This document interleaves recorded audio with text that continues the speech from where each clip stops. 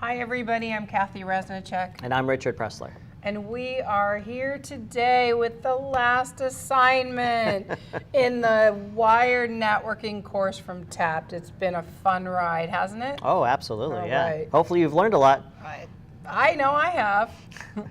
So the last assignment looks at an overview of SNMP for proactive monitoring.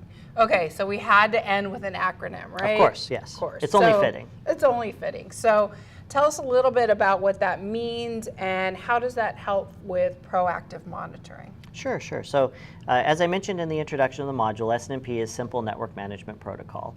And basically it's a standardized way to query a switch, and also you can push commands to a switch with it, or a router, or a firewall. Okay. So you can either get data from it or put data on it. And we're going to dig into why you would do one or the other, but the most common use is to get statistics. So for example, if you have ports that are having FCS errors, or they're having some kind of another CRC error, or they're having even collisions, it's important to know that. But in a school district, you're not going to go log on to every one of your switches and do a show int or whatever the equivalent command is to go see all of the port statistics. You just don't have the time. Right. So this way, you can have a central tool that goes and asks all of your switches, hey, what are your errors? What are your port errors? Or you could ask things like, are both of your power supplies still up? Is one power supply down? You could ask if the fans are running. All the things that are usually hardware-based, you can ask some software-based things too, like what's in your route table. You can ask that from a Juniper, for example. You can query a Juniper for the route table. And you could look at those route table changes to see if there's a potential problem.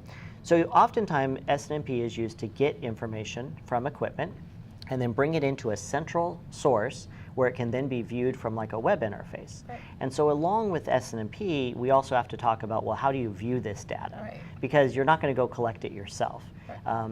The data that comes back, it's very much like iterative data. So it might show you that a port has done, a couple of billion bytes, and then the next time you check it, it's done a couple of billion bytes plus 500. And so you're actually interested in the delta between the two. Right. So when you're collecting values like that, you can imagine a human can't interpret all of that data into something useful.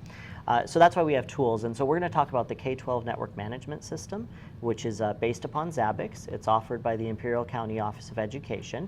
And basically that's become part of the TAPD initiative to deliver tools and knowledge to students so that they can begin to use these things in their own computer network. So we'll talk a little bit about how to set up Zabbix in order to do an SNMP discovery, and then also how to get some basic information back into it.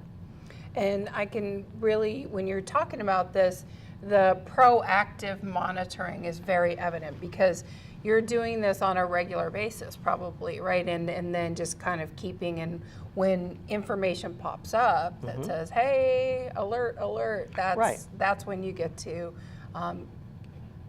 get at something before it becomes a real big problem. Exactly. So as an example, if you monitor your connection to your internet service provider and you start seeing the bandwidth go up and up and up and up, and you know you're going to hit a point of congestion, well, if you catch that before it's a problem, then maybe you can put some quality of service rules in to limit exactly what traffic is utilizing that connection. Or maybe it'll open up an investigation and you'll start looking into maybe one or two computers that are responsible for this tremendous spike. And I've done that, and sometimes I've found people running Netflix, or they're running, YouTube at a high resolution or something. And some of it's educational, granted, but some's not. And when it's not, you kind of want to know what's going on out there. So those tools can be very useful. Port errors are another one. We often ignore port errors until the workstation that's attached to the port is unusable. Right. And it could be caused by bad cabling, it could be caused by a problem in the switch or a problem on the workstation. So knowing that the port error counters are rising, well, that's important.